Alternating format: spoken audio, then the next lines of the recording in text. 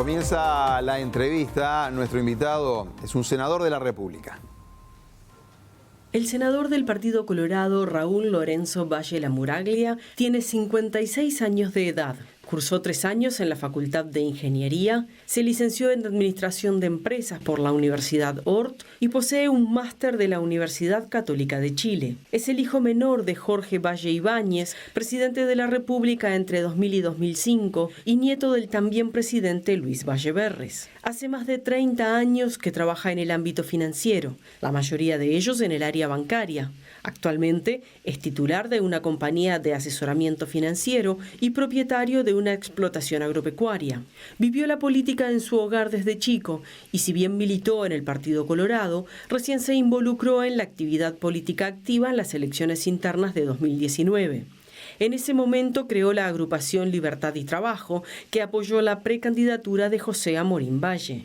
La crisis en el Ministerio de Turismo, que llevó a la renuncia de Germán Cardoso, produjo movimientos en el Senado y de esa manera terminó asumiendo la banca que ocupaba Tabaré Viera, quien fue designado como nuevo ministro. Su padre le puso el sobrenombre Mono, según él porque de pequeño era negro y peludo. Cuenta la leyenda que en un acto para las elecciones de 1971, su padre no paró de retarlo en público porque Raúl no paraba de hablar. Y es un gusto para nosotros recibir a Raúl Valle. ¿Cómo anda? Bienvenido. Muchas gracias, Leonardo, por la invitación y muchas gracias por ese video tan lindo y con tantos recuerdos de mi padre, de la familia. Muchas gracias. No sabía que era su padre y que le había puesto Mono. Sí. Todos lo conocemos como Mono, déjeme decirle. Todo el mundo. Ahí está. No existe, hay gente que no sabe cómo me llamo realmente. Claro. No, es un nombre, mi padre me puso 3 nombres, Raúl, Lorenzo y Mono. Raúl por mi abuelo materno, su suegro, y Lorenzo es un nombre familiar, obviamente, sí. Hay muchos en la familia que llaman así, mi hijo también se llama así, y Mono me lo puso desde el cariño, cuando nací decía, este es un monito, mono, fui creyendo, quedó Mono y bueno. Y ahí quedó. Y ahí todo el que venía a mi casa era joven, muchacho, todos tenemos apodos y bueno. El mío, naturalmente, era el que me había puesto mi padre. Ahora, senador,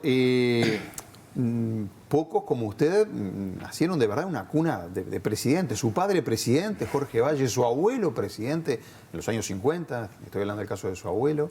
Sí. ¿Cómo es vivir así una familia tan política? Sí, bueno, pero por lo menos me quedo acá. Porque, sí, es suficiente. ¿Cómo es vivir en una familia tan politizada, además?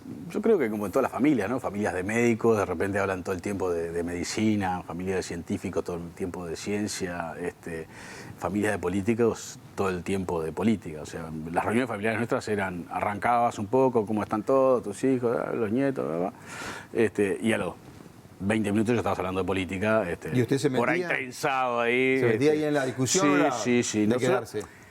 ¿No le gustaba mucho? Mi padre era muy de buscar la crítica porque sabía que nosotros nunca le íbamos a perdonar una, ¿no? O sea, cuando vos estás en el poder, ¿viste? Te rodea mucha gente que te cuenta otra realidad por ahí, que no es la verdadera realidad, sino que es lo que ellos quieren que vos escuches. Entonces el viejo hacía mucho de contrapunto con la familia y con los amigos. Él buscaba que sobre todo la familia le fuera... Gente que no fuera condescendiente. Claro, exactamente. ¿No? Y como siempre los hijos somos, viste que sí. Peleamos muchos a nuestros padres, ya me tocó.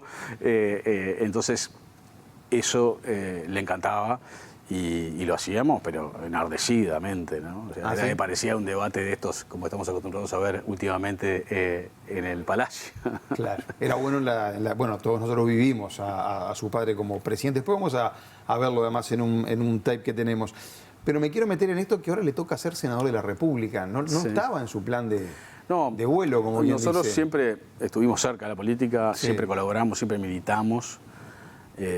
Tanto mi hermana y yo como todos mis primos, ¿no? Porque no es solamente nosotros, o sea, tenemos un montón de primos. ¿Su primo me dice José Amorín Valle? Sí, José, pero muchos, o sea, bien. Muchos primos no conocidos bien. En la política que siempre han militado en la política desde muy jóvenes y siempre estuvimos cerca, siempre colaboramos, donde estuviéramos, de la forma que pudiéramos colaborar, siempre colaboramos. Y bueno, cuando llegó este momento que por 2 o 3 movimientos quedé ahí como suplente de Viera. Bueno, entendí que tenía que asumir, que tenía una responsabilidad frente al sector que represento. ¿Pensó en no asumir? Sí, pensé mucho. Sobre todo por la familia, ¿no? O sea, yo soy hijo de político y pasé los momentos buenos, pero pasé también los momentos malos. Y en la política son mucho más momentos malos que buenos. Y la verdad, yo soy muy familiero, soy muy de estar con mis hijos, mi señora.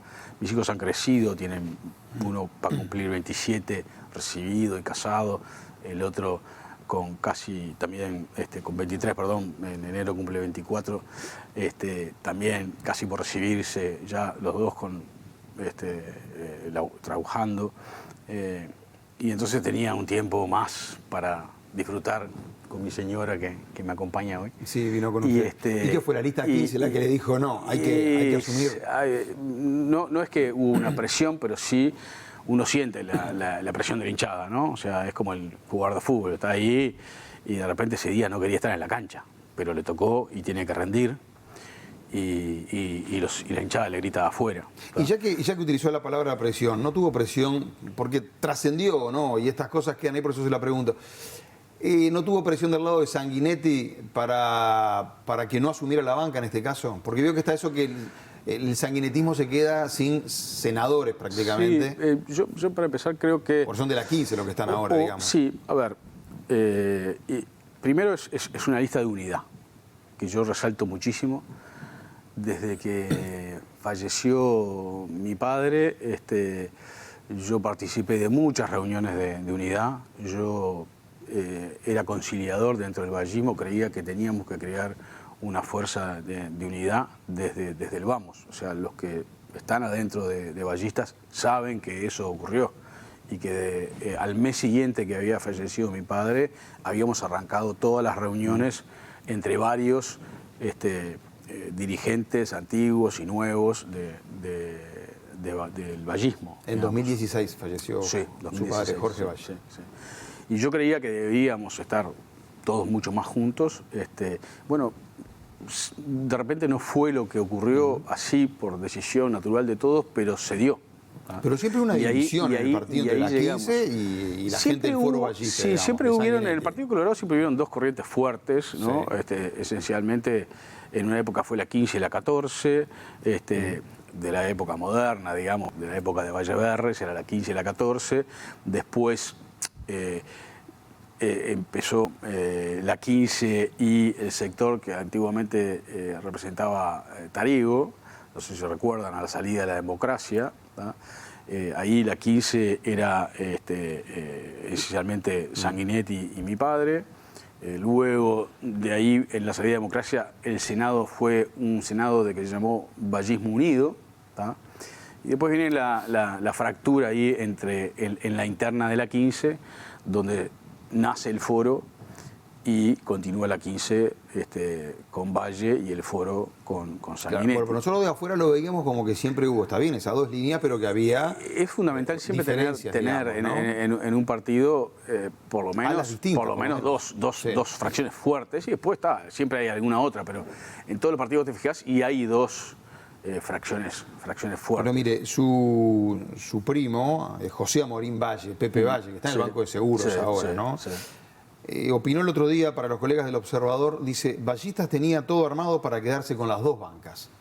Claro. O sea, yo entiendo lo que usted me dice. No, pero es así. Con fraternidad. Pero es así, porque cuando se armó la lista se armó a conciencia así. Porque era la primera línea Julio, la segunda, después de Julio, Tabaré, de suplente de Tabaré, Viera, y yo como tercer suplente y cuarto suplente Elena Grauer. En la segunda línea es Coutinho, ¿tá? Después viene Germán Cardoso, ¿tá? Y después, bueno, y entonces, ¿qué se suponía que iba a ocurrir? Coutinho iba a ganar salto, era el favorito en ese momento prácticamente, ¿tá? Por lo tanto... Bueno, no ganó. No ganó. Así que quedó en el pero si Senado. hubiera ganado, el senador era Germán Cardoso. Y el senador arriba iba a ser Julio Oviera. Yo estaba mucho más en la lista como una figura, ¿tá?, que representaba a la 15 con su apellido, porque era el hijo de Jorge Valle.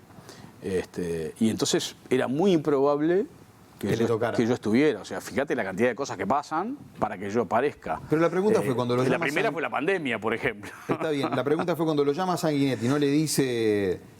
Estoy seguro le dijo, vas a asumir, o no sé cómo hablan ustedes, Claro. pero... O le dijo, es mejor que no asumas. No. Julio me llamó para preguntarme qué pensaba hacer yo. Nada más. Yo, quedé así y dije, mira, no sé.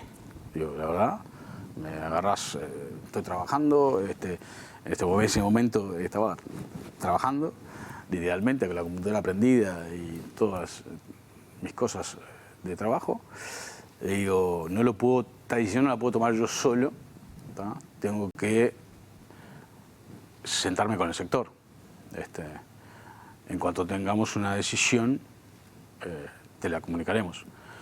Y bueno... ¿Lo llamó usted después a Sanguinetti o fue...? Sí, lo llamamos en conjunto con la 15, lo llamó, yo me junté de nuevo el domingo con José Amorín, un poco para charlar sobre lo que habíamos estado charlando también sábado y viernes, y cerrar el tema. Y bueno, José se lo como principal líder de la 15 se lo comunicó a Julio. ¿Y usted asume ahora el miércoles? El miércoles. El primero. Sí.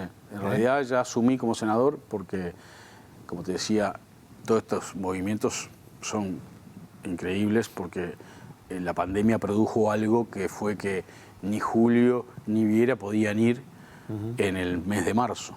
Julio María Sanguinetti y Tabaré Viera no podían ir, entonces tuve que ir yo y en marzo ya tuve que jurar y tuve que asumir como senador. Y estuve ahí trabajando prácticamente un mes, las sesiones que correspondían ese mes. Hubieron sesiones algunas extraordinarias porque había que aprobar leyes para ayudar con el tema pandémico, el fondo del COVID y algunas otras lindas leyes de esas sociales de BPS y Seguridad Social para dar ayudas a los que más la iban a precisar con esto que se nos venía encima. O sea que eso también después en parte precipitó la salida de Julio y de Pepe Mujica, que renunciaron juntos, ¿te acordás? Sí. En un acto emblemático.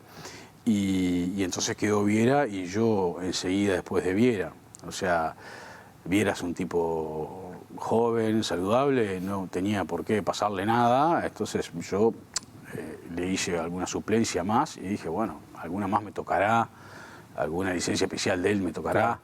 Pero no se imaginaba no así, ¿no? O sea, en realidad ahora Viera pide una licencia especial para ir al ministerio, el Senado sigue siendo de él. ¿Ah? Yo soy un suplente haciendo una suplencia un poco más larga. Bueno, pero se supone que va a estar el resto del Sí, periodo. pero en cualquier momento, por algún motivo, podría volver Viera y yo volver para atrás. Sí, digamos. está bien. Usted arrancó, como quien dice, en la actividad política pública también en el 2019, crea su agrupación y apoya a José Amorín. Al fallecer mi padre dijimos, bueno, algo vamos a hacer un poco más que antes. Mis planes eran que mi padre iba a vivir más o menos 10 años más, porque es más o menos lo que viven en nuestra familia. Bueno, son muy longevos, sí, pero iba a vivir seguramente 10 años más. Se acaba de operar del corazón, estaba bien, impecable. Sí, sí. Y por lo tanto yo iba a envejecer casi junto con él y se había terminado la política para la familia, por lo menos la rama nuestra, ahí. No sé mis hijos qué harán después, pero digo, por lo menos ahí se había terminado. Al fallecer nos sentimos un poco en el compromiso y empezamos, como te decía, enseguida a estas reuniones vallistas, varias, y nos reuníamos seguido. Cuando llega la interna, creímos que teníamos que poner un granito más crear una lista que fuera nuestra, no ponerme abajo de nadie ni nada, Sí, sí, y hacer una lista nuestra. La 6715. Esa de 6715, ¿tá? Y entonces eso nos puso un poquito más visibles, y cuando se creó esta lista de unidad, ¿tá? Ballistas Unidos,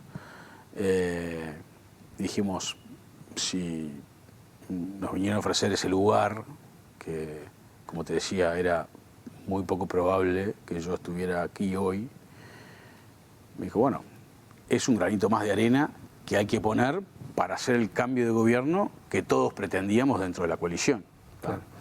Y bueno, creo que ese granito lo pusimos y hasta ahí llegábamos, pero de repente, bueno, se precipitan todos los hechos y terminamos donde estamos hoy. Ahora vamos a hablar del caso Cardoso también, pero primero quiero preguntarle, ¿usted se define como liberal? Políticamente, veo que acá sí. izquierda, ideológicamente derecha, liberal. Ni de izquierda ni de derecha, liberal. A ver si podemos ver un tape que habíamos preparado en la producción del padre de Raúl, de Jorge Valle, año 92. Lo vemos y lo compartimos juntos. ¿Y usted está perdiendo la soberanía? La soberanía no está en el ferrocarril, no está en el gas, no está en el puerto, no está en el avión, no está en el teléfono.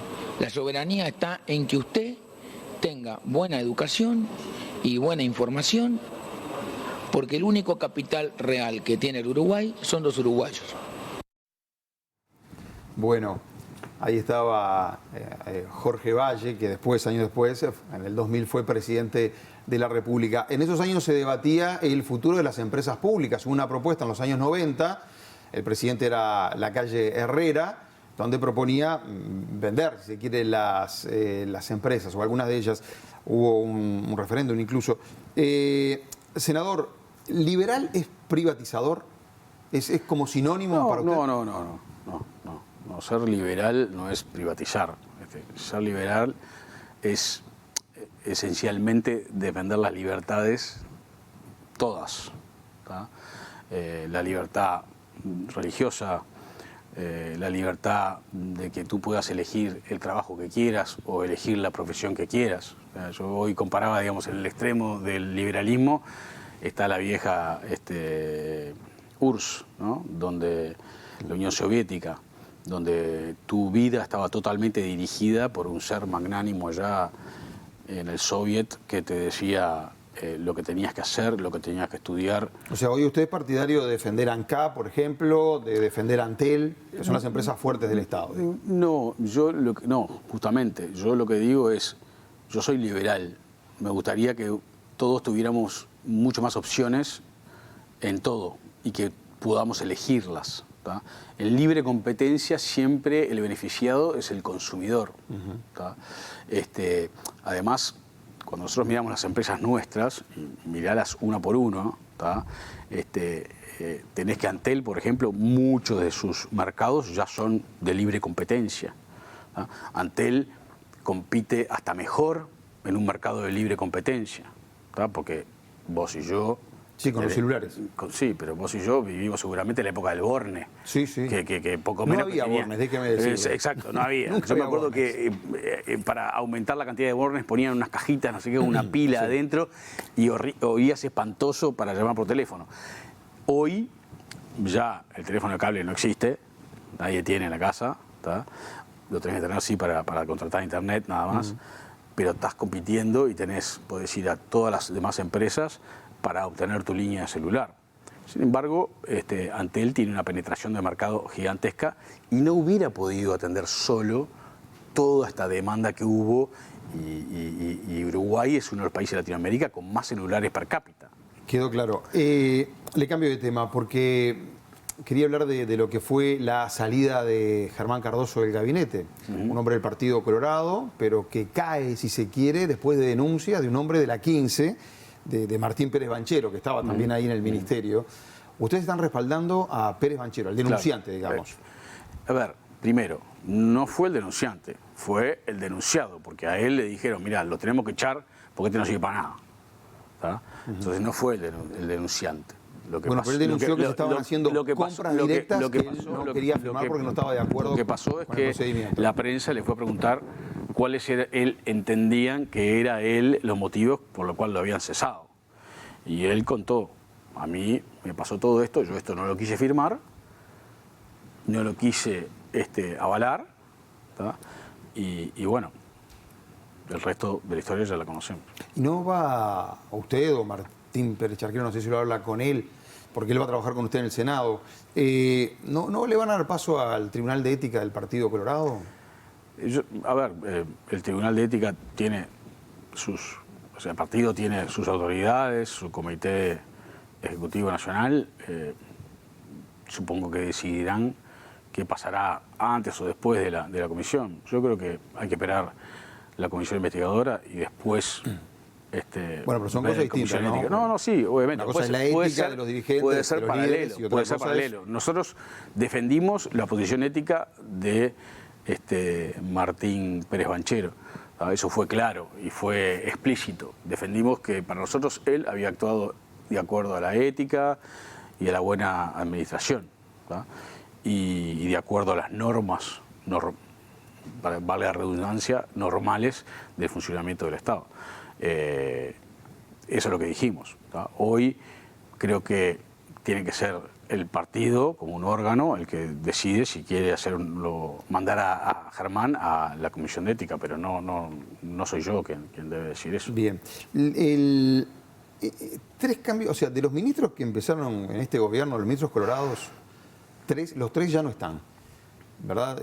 Cardoso fue el último, el caso que estamos hablando, Uriarte estaba en Ganadería y Talvi, ¿no? Que era el canciller que se fue y abandonó la política. Sí. ¿No le hace mal esto a la imagen del Partido Colorado? Desde el Frente Amplio dice, bueno, esto demuestra que no estaban preparados para gobernar, por ejemplo. No, a ver, cuestiones personales, ¿no? Talvi, por una cuestión personal, decidió renunciar, ¿verdad? También se dijo que había algunas diferencias con el presidente. No sé, porque veo que no habló más, Talvi quedó. Está bien, eso. pero son unas diferencias tan grandes como para decir, me voy para mi casa, dejo la política, no voy para ningún lado, ya está. No, pero se fue, dejó la política. Se fue por eso, o sea, son temas más personales, me parece, ¿Sí? que otra cosa. ¿Usted pudo hablar con él? No, yo no hablé con él, no hablé con él. Uriarte también. Uriarte hubo ahí, no sé, pero pusimos otro ministro colorado, buen profesional del sector agropecuario.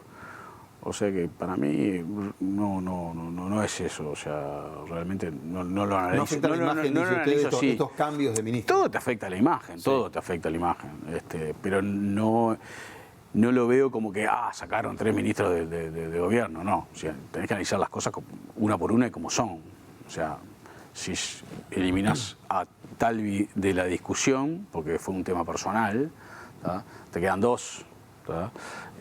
Si eliminás a Cardoso, porque también fue un tema personal, no fue un tema de partido, ¿tá? Fue un tema personal. También se puede decir un tema de manejo de recursos públicos. Sí, pero personal de él. O sea, él hizo una gestión equivocada o negligente, como quieras llamarle, o capaz que bien, ¿tá? Pero de vuelta no fue el Partido Colorado, sino que es una persona, ¿tá? Que te puede pasar a ti acá mañana en el estudio, que hay alguien que es parte del equipo hoy, que bueno, que hizo, no sé, rompió una cámara, se le cayó, y lo cesás. Entonces te quedás solamente con Uriarte, que no sé realmente cuál fue el problema, pero se sustituyó rápidamente con un profesional como Matos del sector, ¿no? ¿Cómo se imagina la coalición? ¿Va a durar la coalición de gobierno, la coalición multicolor? ¿Va a durar los 5 años? ¿Ese es el plan que tienen los colorados? Yo creo que seguir sí. hasta el final, porque veo que a veces un poco antes de las elecciones cambian. Yo creo que sí. La coalición siempre existió, ¿tá? Hoy se la menciona mucho más, pero realmente el primer gobierno de Julio María Sanguinetti, a la salida de la dictadura y los comienzos de la democracia, la gobernabilidad se la dio al Partido Nacional con Wilson como su principal líder. Aquello de las dos familias ideológicas. Exacto, pero caminaron juntos, ¿tá? Fue el Partido Nacional que le dio la capacidad de gobernar lo que llamábamos en aquella época la gobernabilidad. O sea, los colorados, dice usted, tienen que seguir los 5 años. En aquella época se llamaba gobernabilidad, hoy se llama coalición. Después fue progresando esa digamos, coalianza, por decirlo de alguna forma, hasta que llegamos al nuevo sistema electivo, donde como que te obliga a hacer una conjunción de fuerzas en la segunda vuelta. Ahí con mi padre como presidente, de nuevo se formó otra coalición. Sí. Que funcionó, obviamente, funcionó hasta la crisis financiera. Claro, pero es lógico. Hubo una crisis financiera brutal, sí. y tal vez yo hubiera hecho lo mismo, porque vos decís, la coalición también tiene que poder volver a ganar, tiene que volver a poder ganar. Entonces, sí. Si vos te fijás, al final del gobierno de mi padre, el partido ya había empezado el país había empezado a decolar, y el Producto Bruto venía subiendo, sí. Y el empleo venía recuperándose así. Sí, ya en el 2004 un año más y Larrañaga casi empata, digamos, con Tabaré Vázquez. Tabaré Vázquez le ganó en primera vuelta, pero le ganó por muy poco. O sea que la coalición ahí perdió por muy poco, aún con una crisis financiera terrible atrás. Ahora estamos en una nueva coalición, con un nuevo liderazgo, ¿tá?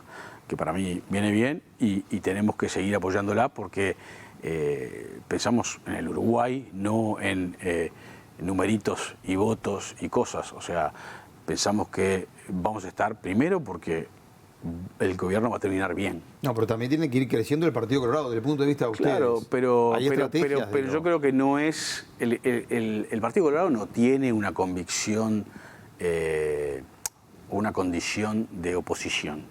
El Partido Colorado tiene una genética de gobernar. Por lo tanto, va a estar siempre tratando de que al que gobierna le vaya bien. Y como nos va a ir bien, y como a la coalición le va a ir bien, vamos a estar ahí. Seguirá este modelo para más adelante. Y bueno, esperemos que podamos volver a estar en el gobierno. ¿Y el Frente Amplio cómo lo está viendo? O sea, ¿qué posición ve del Frente Amplio? Bueno, lo veo un partido como es también una especie de coalición de partidos, solamente que tiene otra estructura, ¿no? Y que ha venido creciendo, obviamente, desde el pasado hasta acá, cosa que lo puso en el gobierno por los últimos 15 años. Yo creo que en Uruguay todos más o menos nos encontramos bastante en el centro del espectro político. No lo veo haciendo una oposición, digamos, no creo destructiva. Que en Uruguay tenemos, viste, polos así de pensamientos muy diferentes. Creo que todos nos juntamos bastante en el centro. Si vos te fijás, todos los partidos tienen unas fuerzas de centro muy grande. Entonces, creo que gobernar es mucho más fácil hoy que, por ejemplo, en los años 70. Entonces, creo que el Frente Amplio de hoy ha madurado muchísimo, no es el de los años 70. Cardoso está diciendo que el Frente Amplio le está haciendo a él en particular una especie de campaña, operativo político. Podemos ver a Cardoso, que era ministro de Turismo, ahora va a ser diputado. Mi olfato político también me indica que existe una clara estrategia del Frente Amplio en tratar de destruir mi reputación. No les interesa escuchar la verdad, no les interesa analizar los expedientes, no han visto las pruebas, ya actores han salido a formar opinión sin ni siquiera haber analizado cuál es el alcance de los expedientes que hemos presentado ni el contenido de los mismos. Está claro que el objetivo es otro, el objetivo es tratar de dañar o de destruir mi reputación, y eso no lo voy a permitir. Termino con esto, senador. ¿Lo ve así usted también, el Frente Amplio tratando de destruir la reputación de alguien del Partido Colorado? Porque la situación se dio en la interna del ministerio con dos colorados, digamos. Sí. Bueno, siempre están las aves sobrevolando arriba, ¿no? Siempre. Eso ocurre siempre. Y bueno, creo que eso es lo que está pasando, en ese sentido. va a haber una comisión investigadora y supongo que va a sacar sus conclusiones. Pero yo creo que... ¿Vio bien que pueda salir, porque todavía no está definido, que se extienda? Porque vio que la investigadora que pide el Frente Amplio era por el periodo de Cardoso. Claro. Y él pidió otra que agarre también el periodo del Frente. Sí. ¿Lo vio bien eso o usted prefiere que se concentre en esto, que fue el foco del problema, en definitiva? A ver, cuando se investigó sobre ANCAP también pidieron lo mismo. O sea, cuando se pidió una comisión investigadora por el caso ANCAP, se pidió que investigara desde el 2000 en adelante. No lo ve mal entonces.